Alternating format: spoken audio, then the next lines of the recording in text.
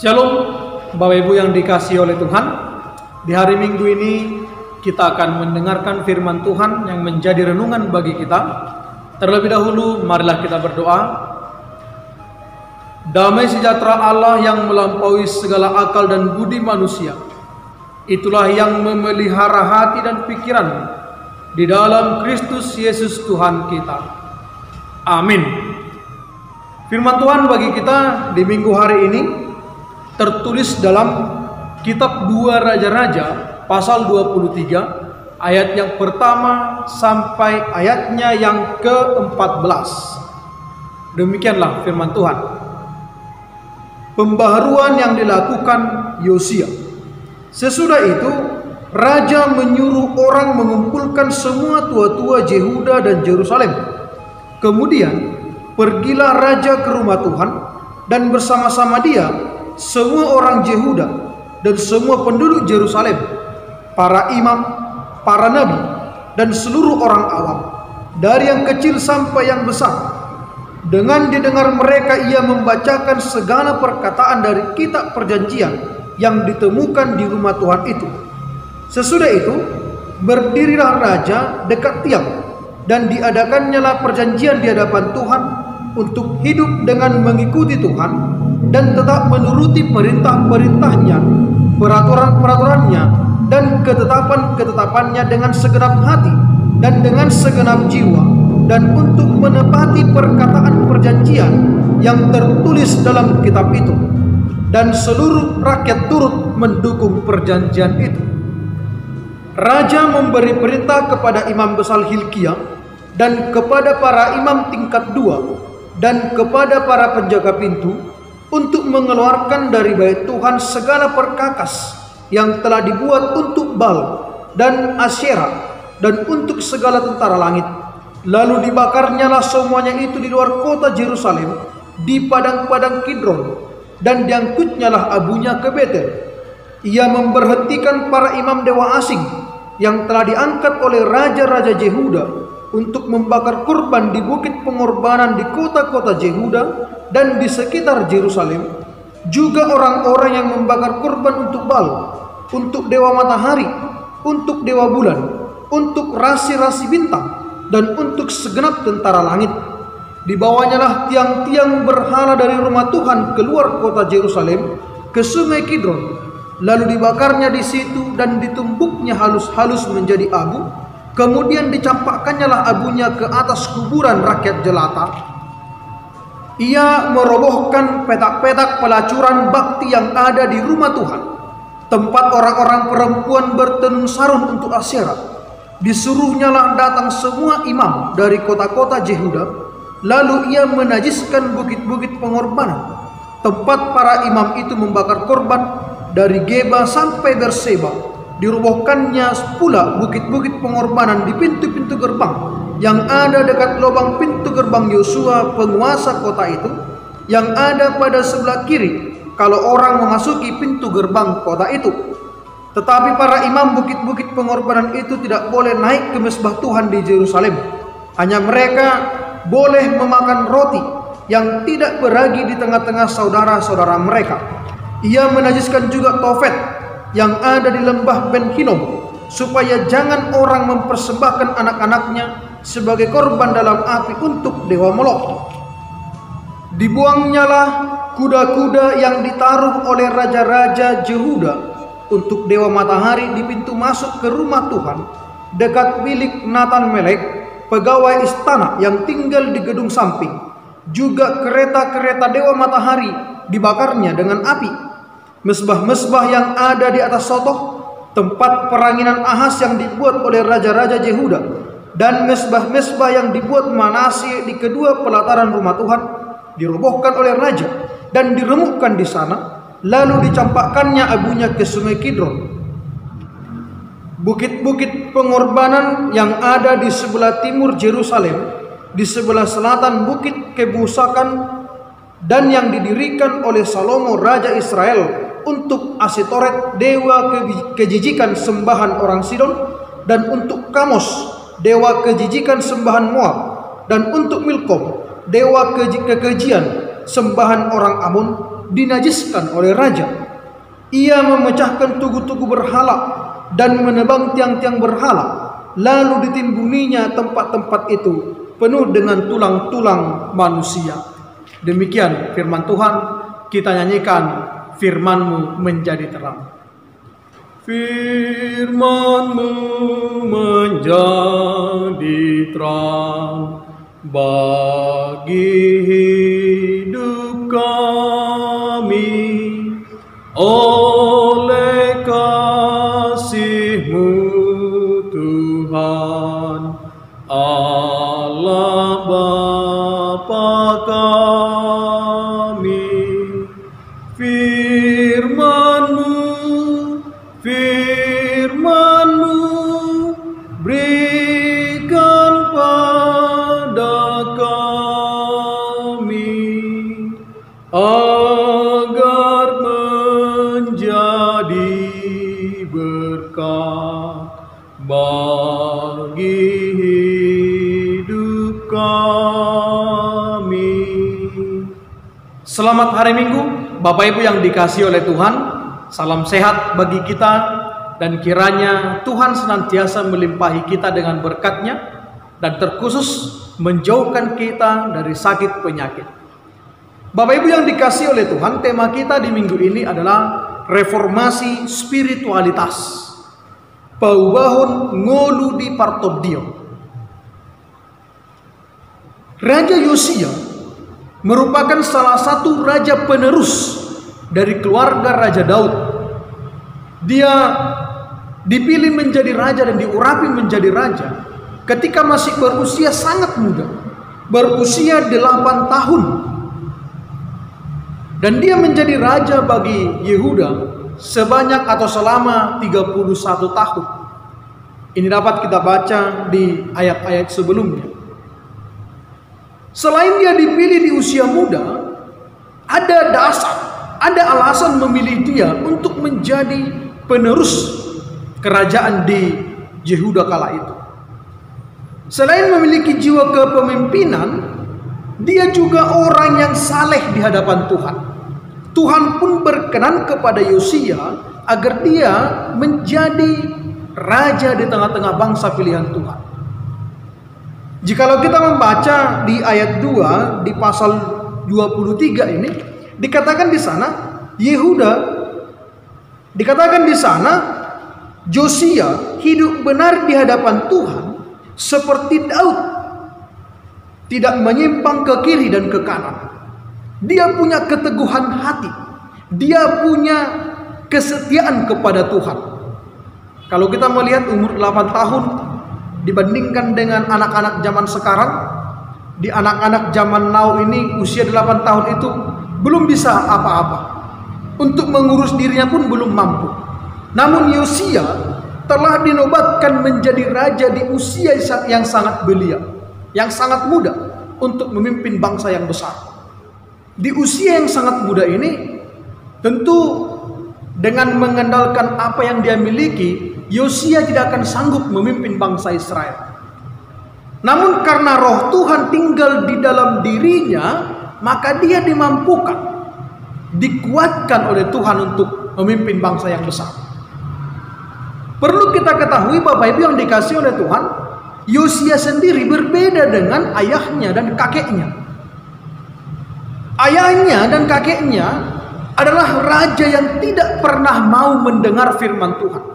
Raja yang selalu mengabaikan segala perintah Tuhan. Bahkan mereka membangun rumah Tuhan itu sebagai tempat untuk melakukan praktek-praktek penyembahan berhala. Mereka lebih percaya kepada dewa-dewi, percaya kepada ahli nujum, percaya kepada nubuatan-nubuatan nabi palsu, percaya kepada ramalan, bahkan percaya kepada rasi-rasi bintang, atau kalau sekarang kita dengarkan itu kita pahami zodiak. Ayahnya dan kakeknya hidup dalam dosa. Inilah yang akan dirubah oleh Yosia. Yosia menjadi raja, hal pertama yang dia lakukan adalah mereformasi kehidupan beriman bangsa Israel. Membawa bangsa Israel kembali ke jalan Tuhan. Suatu ketika Yosia mendengar bahwa Tuhan sesungguhnya sedang menyiapkan hukuman kepada bangsa Yehuda. Maka reaksi daripada Yosia ketika dia mendengar bahwa Tuhan akan menghukum mereka, hal pertama yang dia lakukan, jikalau kita baca nanti di ayat-ayat sebelumnya, dia mengoyakkan pakaiannya. Dia berlutut kepada Tuhan. Artinya dia menyadari bahwa akibat daripada dosa orang tuanya, bangsa ini akan menanggung. Dia akan menanggung dampaknya. Namun Yosia tidak tinggal diam. Ada beberapa hal yang dia lakukan. Selain dia mengoyakkan pakaiannya dan memohon ampun kepada Tuhan, dia langsung melakukan aksi nyata. Bukan merangkai kata-kata, namun menyiapkan karya-karya untuk mereformasi kehidupan beriman dan berbangsa seluruh bangsa Yehuda kala itu. Maka dia mengumpulkan para tua-tua Yehuda, para tua-tua dari Yerusalem, semua orang Yehuda, semua orang Yerusalem, baik itu imam, apapun jabatannya, orang awam, dari anak-anak hingga orang besar, orang dewasa, dikumpulkan di rumah Tuhan. Tujuannya supaya mereka di sana diberi arahan, diberi pembinaan rohani untuk membawa mereka kembali kepada Tuhan. Kemudian yang ketiga, Yosia mensterilkan semua wilayah yang ada di tempat dia memerintah. Pertama, dia sterilkan dulu rumah Allah. Bait Allah dia sterilkan dari segala praktek-praktek keberhalaan. Semua ornamen-ornamen, semua sarana prasarana yang dipakai untuk menyembah dewa-dewi, dipakai untuk menyembah berhala oleh bapaknya dan kakeknya dulu, dia ambil, dia singkirkan dan dimusnahkan dan dibuang jauh. Setelah itu Bapak Ibu yang dikasihi oleh Tuhan, semua yang ada di wilayah dia, baik yang ada di pegunungan, dimanapun itu, di luar daripada bait Allah, yang berhubungan dengan penyembahan berhala, juga dimusnahkan. Karena dia tidak ingin wilayah kerajaannya dikotori oleh kuasa kegelapan, kuasa kesesatan. Dia hanya mau bangsa yang dia pimpin dan semua teritorial yang dia pimpin sekarang harus semuanya tunduk kepada Tuhan Allah. Allah yang disembah oleh Abraham, Allah yang disembah oleh Ishak, Yakub, dan bapaknya Daud atau nenek moyangnya Daud. Harus semuanya berpusat kepada Tuhan. Maka semua dia sterilkan, semua dibersihkan. Kemudian yang dia lakukan adalah setiap orang yang pernah terlibat di dalam penyembahan berhala, di dalam penyembahan dewa-dewi, semua ini dia singkirkan, dia pecat, dia berhentikan. Tidak ada tempat bagi mereka dalam kerajaannya. Karena dalam kerajaan Yosia hanya orang-orang yang takut akan Tuhanlah yang akan dia pakai, memberikan jabatan kepada mereka. Saudara yang dikasihi oleh Tuhan, hal yang berikutnya yang dilakukan oleh Yosia, segala praktek-praktek kemaksiatan, praktek-praktek asusila, praktek-praktek dosa, semuanya ditutup dan disingkirkan. Inilah yang dilakukan oleh Yosia, sehingga tidak ada wilayah, tidak ada tempat, tidak ada ruang bagi dosa di dalam kerajaan Yehuda selama Yosia memerintah. Reformasi yang sangat luar biasa, butuh pengorbanan, butuh perjuangan, merombak cara berpikir orang-orang Yehuda yang sudah lama menyembah berhala, merombak cara beriman, mengembalikan kepada yang sesungguhnya sebagaimana dulu nenek moyang mereka beribadah kepada Tuhan. Saudara yang dikasihi oleh Tuhan, sebelum Yosia memerintah menjadi raja, Allah telah merancang hukuman kepada bangsa Israel, hukuman kepada bangsa Yehuda karena kebejatan mereka, karena perselingkuhan iman yang mereka lakukan. Namun paling tidak ketika Yosia memerintah, hukuman itu bisa dipending. Karena apa? Hukuman itu bisa ditunda. Karena apa? Karena mereka sudah kembali ke jalan Tuhan. Sekalipun nanti ketika Yosia mati dibunuh oleh Raja Mesir, anak-anaknya, cucunya kembali lagi ke jalan kesesatan, dan merekalah nanti yang menanggung dosa itu. Merekalah yang menanggung hukuman, pada akhirnya akan terbuang dalam penjajahan Babel. Inilah yang terjadi. Yosia memberikan alasan kepada Tuhan untuk mengampuni bangsa itu. Yosia memberikan alasan agar Tuhan tidak memberikan hukuman kepada bangsa itu, karena dia memimpin bangsa itu datang kepada Tuhan. Maka Bapak Ibu yang dikasihi oleh Tuhan, di sini kita akan melihat ketika Yosia menjadi raja, mengadakan reformasi iman yang luar biasa, segala upacara keagamaan yang telah lama hilang kembali dipulihkan. Segala penyembahan kepada Allah Israel, Allah yang sangat luar biasa, yang sudah lama hilang, kembali dipulihkan oleh Yosia. Karena itulah jati diri bangsa Israel. Karena menyembah Allah Yahweh lah yang menjadi identitas mereka. Maka Yosia memulihkan semuanya, mengembalikan sebagaimana baiknya di hadapan Tuhan dan bagi bangsa yang dipilih oleh Tuhan tersebut. Bapak Ibu yang dikasihi oleh Tuhan, kita melihat Yosia tanpa rasa takut telah menunjukkan bahwa ibadah kepada Tuhan adalah hal yang paling prioritas bagi kita. Beribadah kepada Tuhan, takut akan Allah adalah yang paling utama bagi pengikut Tuhan. Inilah yang dilakukan oleh Yosia, mereformasi kehidupan spiritualitas bangsa Israel yang sudah meninggalkan Tuhan, kembali dia bawa, sehingga bangsa itu kembali menerima anugerah, kembali menerima kebahagiaan, kembali melihat indahnya hidup bersekutu dengan Tuhan. Apa yang bisa kita refleksikan dari firman ini Bapak Ibu yang dikasihi oleh Tuhan? Kita bisa melihat lagi sebagaimana bobroknya iman ketika ayah dan kakeknya Raja Yosia memerintah. Sekarang pun bisa kita melihat betapa bobroknya beberapa orang atau banyak orang yang sudah meninggalkan Tuhan. Sekalipun hukuman, pergumulan, kesusahan sekarang melanda manusia, mari kita lihat berapa banyak orang yang berseru kepada Tuhan, berapa banyak orang yang memanggil nama Tuhan, berapa banyak orang yang mendekatkan diri kepada Tuhan memohon pertolongan. Atau justru sebaliknya, ya, di saat pandemi ini menggerogoti kehidupan manusia, seluruh aspek mengalami tantangan dan kendala. Bagaimana kehidupan kita? Yosia ketika dia mendengar akan hukuman sedang dirancang oleh Tuhan, maka dia mengambil langkah untuk bagaimana supaya Tuhan mengampuni bangsa itu. Bagaimana dengan kita?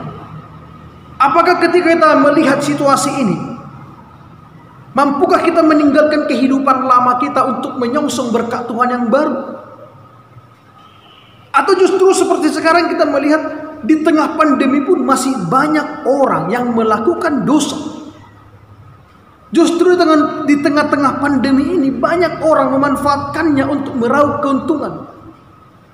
Di saat tenaga medis berjuang mati-matian untuk menyembuhkan orang-orang yang terkena dampak virus COVID-19, justru di tengah-tengah mereka ada orang yang berupaya meraup keuntungan. Kita bisa menonton di televisi bagaimana kejahatan muncul di tengah kesusahan, mencari keuntungan di tengah penderitaan. Di saat pemerintah mati-matian bergumul mencari cara agar negara ini tidak sampai jatuh kepada krisis, justru sebagian dari mereka juga memanfaatkan situasi untuk meraup keuntungan dengan korupsi, dengan penipuan dan berbagai cara. Artinya iblis selalu memanfaatkan kita untuk jatuh ke dalam jurang kematian.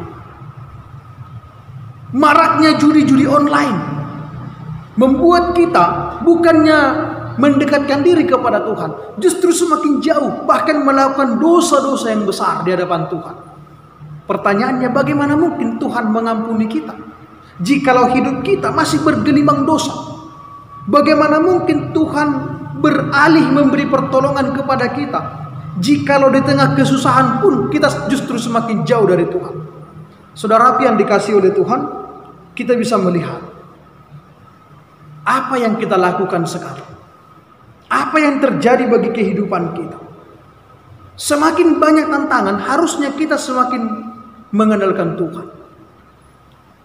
Ketika ada keputusan pemerintah yang tidak berkenan bagi hati kita, banyak orang melakukan demo namun berujung anarkis, berujung pengrusakan. Inilah kuasa kegelapan menghantui dan menguasai kehidupan manusia. Inilah yang harus kita perhatikan. Jangan sampai satu orang pun anak Tuhan terjatuh kepada dosa yang membuat dia semakin jauh dari Tuhan. Maka saudara yang dikasihi oleh Tuhan, apa yang harus kita lakukan? Yang harus kita lakukan adalah yang pertama, jangan cari alasan untuk beribadah kepada Tuhan. Anda bisa beribadah di rumah, Anda bisa beribadah dimanapun Anda berada.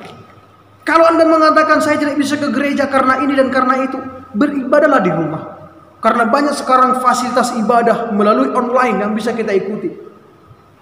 Namun yang luar biasa adalah ketika disuruh ibadah tidak mau, tapi untuk berkumpul-kumpul, untuk nongkrong-nongkrong, itu masih kita lakukan. Untuk ke pesta kita masih berani pergi. Yang justru di sana lebih rentan daripada kita datang ke gereja. Saudara yang dikasihi oleh Tuhan, mari kita teladani kehidupan Yosia. Datanglah pada Tuhan dengan hati yang penuh ketulusan dan kerendahan, memohon pengampunan darinya, agar hidup kita dipulihkan dan diampuni sebagaimana Israel atau Yehuda diampuni oleh karena pertobatan mereka.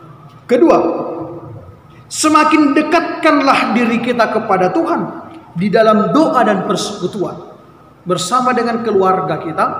Semakin dekatlah kepada Tuhan, karena tidak ada alasan bagi kita menjauh dari Tuhan, karena segala berkat yang terbaik kita peroleh daripada Tuhan kita Yesus Kristus. Yang ketiga, tetaplah jadikan rumah kita, keluarga kita menjadi mesbah penyembahan kepada Tuhan. Kita dikirim tata ibadah untuk evangelisasi atau pertanyaan, maka berdoalah, ikutilah panduannya. Kita mengikuti ibadah dengan panduan ibadah minggu di rumah, ikutilah, jangan cari alasan. Karena Tuhan pun tidak pernah mencari alasan memberkati kita. Jikalau kita ingin berkat yang terbaik, maka berikanlah penyembahan yang terbaik juga kepada Tuhan. Sehingga Tuhan pun tidak punya alasan untuk menghukum kita. Tuhan pun tidak punya alasan menahan berkatnya kepada kita. Justru Tuhan dengan sukacita memberikan limpahan anugerah bagi kita, khususnya kesehatan dan sukacita. Yang keempat, jangan pernah pasrah dan jangan pernah bersungut-sungut oleh karena situasi. Situasi apapun yang terjadi, ini harus menjadi jalan bagi kita semakin dekat kepada Tuhan. Jangan menjauh kepada Tuhan karena hidup susah, tapi semakin dekatlah, semakin berdoalah, semakin jalinlah komunikasi yang baik dengan Tuhan. Pastilah berkat dan anugerah terbaik pun akan datang kepada kita dari Tuhan. Saudara yang terkasih, yang kelima, sebagaimana Yosia sejak muda sudah dikenal sebagai anak yang benar di hadapan Tuhan, demikianlah kita juga. Jangan hanya kita, anak-anak yang Tuhan anugerahkan pun di usia muda, di usia yang masih balita pun sudah harus mengenal, mengimani Yesus Kristus adalah juru selamat baginya. Maka dia hidup benar, tidak menyimpang ke kiri dan ke kanan seperti Yosia. Kiranya kita semua menjadi Yosia-Yosia yang baru. Anak-anak kita menjadi cikal bakal Yosia-Yosia yang baru, jiwa pemimpin yang takut akan Tuhan, yang sukses dan takut akan Tuhan, mengenalkan Tuhan dalam segala kehidupannya. Karena diberkatilah orang yang mengenalkan Tuhan. Apapun yang dikerjakan pasti akan berhasil. Dan yang terakhir kepada kita, kiranya melalui ketaatan kita, penyesalan kita, permohonan ampun kita kepada Tuhan, Tuhan berkenan mengampuni kita, memulihkan hidup kita, dan memberikan suasana sukacita ke dalam kehidupan kita. Diberkatilah yang mendengarkan firman Tuhan dan yang melakukannya dalam kehidupannya. Amin. Firman-Mu berkatilah. Firman-Mu berkatilah kekal dalam hatiku, teguhkanlah imanku, Yesus juru selamatku, yang menerima firman-Mu, diselamatkan oleh-Mu. Doa dan pujianku terimalah ya Tuhanku. Kita berdoa. Terima kasih Bapa, kami telah mendengarkan firman. Kiranya firman-Mu dapat kami hidupi, mengajar kami untuk semakin taat lagi kepadamu. Dan kami rindu segala kesusahan, segala pergumulan yang menerpa dunia ini, biarlah Tuhan yang berkuasa menghapuskannya dan menggantinya dengan pemulihan serta sukacita bagi kami. Kami yakin dan percaya bersama dengan Tuhan kami akan menang dan semakin diberkati. Terpuji nama-Mu dalam nama Yesus Kristus Tuhan kami. Amin.